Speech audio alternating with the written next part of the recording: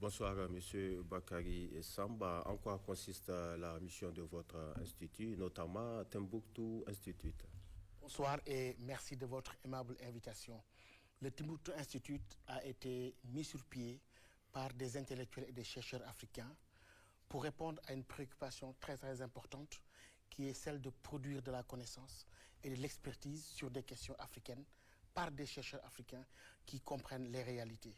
Cela répond à un réel besoin de réponses endogènes à nos questions de sécurité, questions de paix, de consolidation de la paix. Et cet institut est basé à Dakar, à Bamako et à Niamey. Vous faites fréquemment des publications et récemment vous avez publié une tribune dans le Sahel sur l'approche nigérienne de lutte contre le terrorisme. Et pour vous, quelle est la portée de cette approche et comment l'analysez-vous à la lumière des récents développements? C'est en observant les différents axes qui ont été développés par le président Mohamed Bazoum lors de son discours dans le cadre de la conférence des cadres. Je me suis dit que c'est un discours responsable, dans le sens où ça positionnait... je me suis dit que c'était un discours responsable, dans le sens où la question du terrorisme devrait être gérée de manière très professionnelle. Et si on voit les différents axes qu'il a développés dans ce discours, ceci est conforme aux actions qu'il avait déjà menées en tant que ministre de l'Intérieur, commençant par toutes ces initiatives autour de Goudou-Maria, la réintégration progressive, etc. Et j'ai senti que ce discours-là aussi donnait de nouvelles pistes pour véritablement régler la question du terrorisme, qui, à mon sens, ne peut pas se régler seulement par des moyens militaires. Vous savez, dans l'histoire de l'humanité, une Kalachnikov n'a jamais tué une idéologie. Et je crois qu'il est très important de revenir à cette démarche holistique, cette approche holistique qui donne la chance à la prévention, mais aussi à la réintégration. Comme je le dis, c'est une approche qui montre qu'il faut donner de la chance à la paix. Comme il le dit, dans la quête de la paix, il faut avoir du courage. Et je pense que ce discours-là a été marqué par un courage du président Bazoum en assumant pleinement la démarche entreprise par le Niger, mais aussi en tenant un langage transparent sur une question de sécurité très importante, non seulement pour le Niger, mais pour toute la région du Sahel. Monsieur Samba, les opinions semblent très divergentes sur l'appréciation de ce discours du président de la République. Pensez-vous vraiment que le discours est du moment? C'est nos amis arabes qui disent ceci, likulli maqamin maqal wa likulli zamanin rijal. À chaque circonstance, il y a un discours qui sied. Et ce discours, en l'analysant, on voit que c'est un discours de responsabilité. Vous savez, un président de la République qui a sous sa responsabilité la protection des citoyens, le fait de satisfaire les besoins vitaux, le fait de répondre aux attentes de la population, n'a pas la même responsabilité que les commentateurs. Et, comme vous le savez, il y va de sa responsabilité, tel que rappelé très souvent par les enseignements islamiques, quand même que nous connaissons dans la région. Il s'agit d'une question de responsabilité et il est responsable devant le peuple nigérien et il est responsable de cette protection de sa population et le fait d'assurer la sécurité. À partir de ce moment, c'est à lui qu'il appartient de prendre toutes les initiatives nécessaires, toutes les approches qu'il croit comme étant des approches efficientes pour que véritablement la sécurité soit assurée au Niger et que finalement l'objectif de paix soit réalisé. Et dans les expériences passées, les Américains sont restés plus de 15 ans en Afghanistan. Il y avait encore les talibans.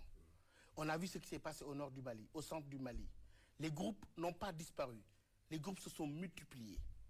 Et à un certain moment, il faut se dire s'il ne faudrait pas adopter des méthodes alternatives au tout répressif, parce que la répression elle-même, la répression toute seule ne peut régler cette question-là.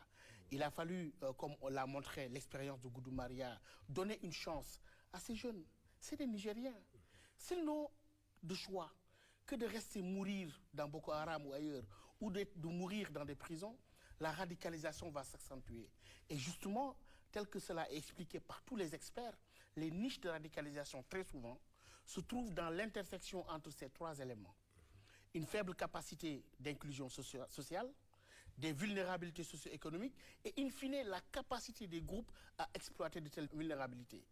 Et là, son approche, l'approche du président Bazoum, c'est de couper l'herbe sous le pied de ces entrepreneurs identitaires, de ces entrepreneurs idéologiques, et d'avoir une approche communautaire qui consiste à parler à toutes ces populations-là, en passant par les leaders communautaires, les leaders religieux, bref, une approche holistique qui, je pense, aujourd'hui, c'est l'approche nécessaire pour en finir avec le terrorisme qui, comme je le rappelle, ne se gagne pas seulement avec des moyens militarisés. Vous savez, l'approche militaire vise l'élimination des cibles. L'approche militaire vise l'élimination des terroristes. Mais les terroristes et les cibles peuvent se régénérer. En adoptant cette démarche, il a voulu, je crois, s'attaquer aux causes structurelles, des frustrations, etc., établir un véritable dialogue avec les communautés en impliquant les forces vives. Et je crois que c'est une bonne voie qui devrait, à mon avis, donner des résultats tels que d'autres expériences l'ont montré dans le monde. Et justement, dans votre article, vous semblez dire que cette approche du président Mohamed Bazoum pourrait être exploitable et pourrait servir d'exemple dans la sous-région. Pourquoi le pensez-vous?